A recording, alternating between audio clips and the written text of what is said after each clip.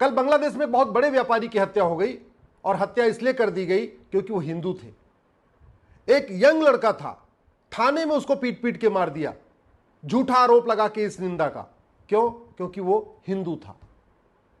इस समय बांग्लादेश में हिंदू, जैन, बौद्ध, सिख का जीना मुश्किल हो चुका है। हिंदू, जैन, बौद्ध, सिख की दुकान पे कब्जा हो रहा है, मकान पे कब्जा हो रहा है, खेत पे कब्जा हो रहा है, खलिहान पे कब्जा हो रहा है, उनके शोरूम पे कब्जा हो रहा है, उनके उद्योग पे कब्जा हो रहा है, उनके व्यापार पे कब्जा हो रहा है, उनके घरों को जलाया जा रहा है, उनके जितने स्कूल हैं उनको जलाया जा रहा है। हिंदू, जैन, बौद्ध, सिख, उनके मंदिरों को जलाया जा रहा है। पति के सामने पत्नी का बलात्कार हो रहा है, पिता के सामने बेटी का बलात्कार हो रहा है, बच्चों के सामने मां का बलात्कार हो रहा है, भाई के सामने बहन का बलात्कार हो रहा है। नरक हो चुका है बांग्लादेश इस समय हिंदू, जैन, बौद्ध, सिख के लिए। और ये बांग्लादेश 1947 में ईस्ट बंगाल था। वेस्ट बंगाल हमारे पास है, ईस्ट बंगाल पाकिस्तान में चला गया था, जो बाद में अलग से बांग्लादेश बन गया। ये जिहादी सोच का क्या समाधान है, इस पर मैं कई बार चर्चा कर चुका हूं। लेकिन कम से कम हम अगर बांग्लादेश के हिंदुओं को नहीं बचा सकते, उनके लिए नहीं खड़े हो सकते, वहां पे हम सेना अपनी नहीं उतारना चाहते, कम से कम हम दरवाजा खोल के उनको ले तो सकते हैं। हम 5 करोड़ बांग्लादेशी रोहिंग्या को लेके बैठे हुए और वहां के 1.5 करोड़ हिंदुओं को लेकर नहीं ले सकते क्या? हम यहां भारत में जो ये 5 करोड़ बांग्लादेशी रोहिंग्या हैं, उनको निकाल क्यों नहीं दे रहे? और घुसपैठ आज भी हो रही है, बंद नहीं हुई है। आज भी घुसपैठ ही है, चाहे वो बांग्लादेशी हो चाहे रोहिंग्या। 2-2 हजार रुपए दे के बॉर्डर पे अंदर आ रहे हैं, 2,000 रुपए में आधार बनवा लेते हैं, 2,000 रुपए में राशन कार्ड बनवा लेते हैं, 2 से 3 हजार रुपए में बर्थ सर्टिफिकेट बनवा लेते हैं, 2 से 3 हजार रुपए में डोमिसाइल सर्टिफिकेट बनवा लेते हैं, 3 से 4 हजार रुपए में ड्राइविंग लाइसेंस बनवा लेते हैं, 2-3 हजार रुपए देते हैं, वोटर आईडी में नाम जुड़वा लेते हैं और बैंक में खाता खुलवा ले रहे हैं। और हिंदू, जैन, बौद्ध, सिख के दिए हुए टैक्स के पैसे से, इनकम टैक्स से और जीएसटी से उन 5 करोड़ बांग्लादेशी रोहिंग्याओं को भारत में मुफ्त में मकान मिल रहा है, उनको वजीफा मिल रहा है, उनको मुद्रा लोन मिल रहा है, उनको बच्चों को फ्री में स्कूलिंग हो रही है, उनको फ्री में मुफ्त में राशन मिल रहा है, सब कुछ हो रहा है। और दूसरी तरफ बांग्लादेश में हिंदू, जैन, बौद्ध, सिख खून के आंसू रो रहे हैं, रात रात भर वो सो नहीं पा रहे। बहुत सारे लोग तो टेंशन के मारे खत्म होते जा रहे हैं, बहुत सारे लोगों को ब्लड प्रेशर की बीमारी हो गई, बहुत सारे लोगों को शुगर की बीमारी हो चुकी। अगर भारत बांग्लादेश के हिंदू, जैन, बौद्ध, सिख के साथ नहीं खड़ा होगा तो अमेरिका आके खड़ा होगा क्या? इजराइल खड़ा होगा क्या? जापान खड़ा होगा क्या? मैं आपसे पूछ रहा हूं, अगर 100 यहूदियों को बांग्लादेश में मारा गया होता तो आज इजराइल क्या करता? अगर 1,000-2,000 क्रिश्चियंस को मारा गया होता, अमेरिका के क्रिश्चियंस को, तो आज अमेरिका क्या करता? और हम आज क्या कर रहे हैं? मैं तो कह रहा हूं, अरे कम से कम नहीं एनआरसी लागू कर सकते हैं तो कम से कम कठोर कानून तो बना दें। भारत में घुसपैठ इसलिए होती है, हमारा कानून सड़ा हुआ है। 1946 का जो फॉरेनर एक्ट है वो सड़ा हुआ है, इसलिए घुसपैठिए भारत में आते हैं। घुसपैठियों को पता है कि भारत में चलने पे कुछ नहीं होगा, बल्कि 2-3 हजार रुपए में डॉक्यूमेंट और बन जाएंगे। घुसपैठ राष्ट्र की सुरक्षा के लिए खतरा है। हमारे पास राष्ट्रीय सुरक्षा के लिए जो खतरा, उससे निपटने के लिए कानून है एनएसए, नेशनल सिक्योरिटी एक्ट। लेकिन कोई भी देश की पुलिस उत्तर प्रदेश को छोड़ के घुसपैठियों पे एनएसए नहीं लगा रही है। क्यों नहीं लगा रही है? क्योंकि एनएसए में हमने लिखा ही नहीं कि घुसपैठ राष्ट्र की सुरक्षा के लिए खतरा है। हमारे पास एक कानून है यूएपीए, घुसपैठ देश की एकता अखंडता के लिए खतरा है। लेकिन भारत की कोई भी पुलिस, किसी भी राज्य की पुलिस, किसी भी जिले की पुलिस घुसपैठियों पे यूएपीए नहीं लगा रही है, क्योंकि यूएपीए में कहीं लिखा ही नहीं है कि घुसपैठ राष्ट्र की, देश की एकता अखंडता के लिए खतरा है। ये हमारे पास ये नई भारतीय न्याय संहिता है।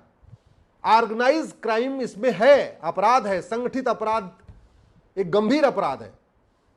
घुसपैठ भी संगठित अपराध है, लेकिन सेक्शन 111 में कहीं लिखा ही नहीं है। हमने चोरी डकैती को गंभीर ऑर्गेनाइज क्राइम डिक्लेयर किया है, लेकिन घुसपैठ को ऑर्गेनाइज क्राइम डिक्लेयर नहीं किया। इसलिए सेक्शन 111, कोई भी देश की पुलिस घुसपैठियों पे ऑर्गेनाइज क्राइम का सेक्शन 111 लगा नहीं रही।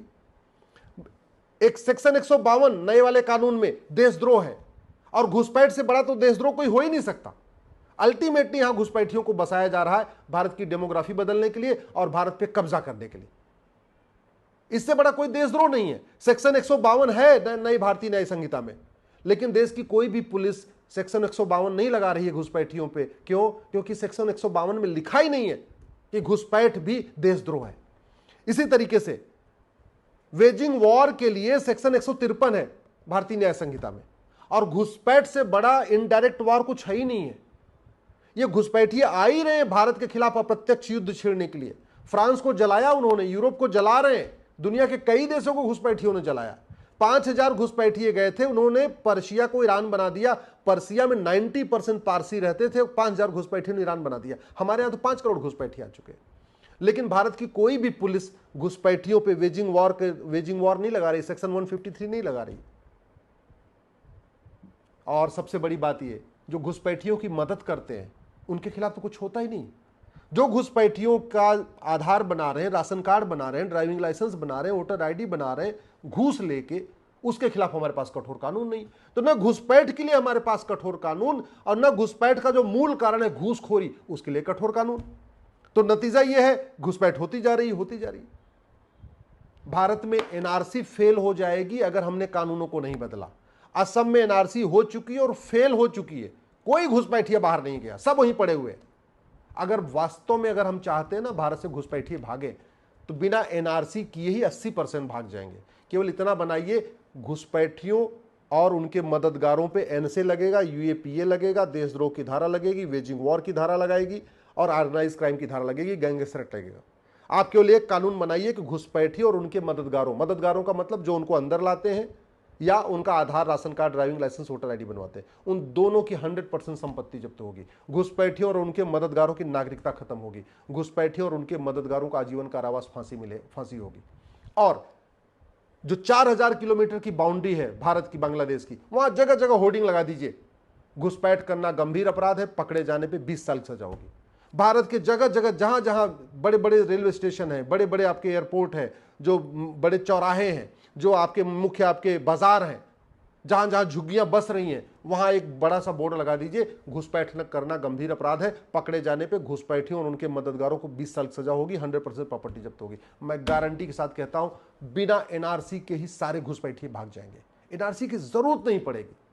90% घुसपैठिए अपने आप भाग जाएंगे जिस दिन हमने घुसपैठियों पे और उनके मददगारों पे एनएसए लगाना शुरू किया, यूएपीए लगाना शुरू किया, देशद्रोह लगाना शुरू किया, वेजिंग वॉर लगाना शुरू किया, और उनके ऊपर ऑर्गेनाइज क्राइम लगाना शुरू कर दिया, गैंगस्टर एक्ट लगाना शुरू कर दिया। बहुत आसान है। और अगर हमने नहीं किया तो याद रखिए, जो अफगानिस्तान में हिंदुओं की स्थिति हुई थी, जो पाकिस्तान में हिंदुओं की स्थिति हुई थी, जो आज की डेट में ईस्ट बंगाल में हो रही है, ये वेस्ट बंगाल में भी होगी, बिहार में भी होगी, मुंबई में भी होगी, दिल्ली में भी होगी, देश के हर कोने पे होगी। सठे साठम समाचरित, भय बिन होय न प्रीत। ये घुसपैठिए कुवैत नहीं जाते, दुबई नहीं जाते, अरब नहीं जाते, क्योंकि कानून कठोर है। ये बांग्लादेशी रोहिंग्या चीन नहीं जाते, जापान नहीं जाते, सिंगापुर नहीं जाते, क्योंकि कानून कठोर है। भारत में इसलिए आते हैं क्योंकि यहाँ पे आना भी आसान है, और दूसरा यहाँ आते ही उनको हमारे देश के जो गद्दार हैं, ये जो गद्दार हमारे पेशकार हैं, गद्दार हमारे जो लेखपाल हैं, जो गद्दार कानूनगो हैं, जो गद्दार आधार बनाने वाले, वो उनकी मदद करते हैं। इसलिए अगर घुसपैठ रोकना है तो सबसे पहले भ्रष्टाचार को देशद्रोह घोषित करिए। और भ्रष्टाचार तब रुकेगा जब कठोर कानून होगा, और 100 रुपए से बड़ी नोट बंद होगी, और 1000 रुपए से महंगे सामान का कैश लेन देन बंद होगा। अल्टीमेटली अगर हमने भ्रष्टाचार को नहीं रोका, घूसखोरी को नहीं रोका, तो घुसपैठ नहीं रुकेगी। और घुसपैठ नहीं रुकी तो याद रखिए, जैसे आज बांग्लादेश में, ईस्ट बंगाल में, पति के सामने पत्नी का बलात्कार हो रहा है, भाई के सामने बहन का बलात्कार हो रहा है, पिता के सामने बेटी का बलात्कार हो रहा है, बच्चों के सामने मां का बलात्कार हो रहा है। जैसे आज ईस्ट बंगाल में हिंदू, जैन, बौद्ध, सिख, ब्राह्मण, क्षत्रिय, वैश्य, दलित, कोई भी हो, उसके घर मकान पे कब्जा हो रहा है, उसके दुकान पे कब्जा हो रहा है, उसके खेत पे कब्जा हो रहा है, उसके खलिहान पे कब्जा हो रहा है, उसके उद्योग पे कब्जा हो रहा है, उसके व्यापार पे कब्जा हो रहा है। वैसे ही वेस्ट बंगाल में भी होगा। जो कश्मीर में हुआ था, जो पाकिस्तान में हुआ था, जो अफगानिस्तान में हुआ था, वो बांग्लादेश में हो रहा है। और कानून अगर हमने नहीं बदला तो भारत में भी होगा। लिख के रख लीजिएगा। और बहुत लंबा नहीं, 10 साल के बाद, 10 साल के बाद। इसलिए कह रहा हूं, कानून बदलने की मांग करिए।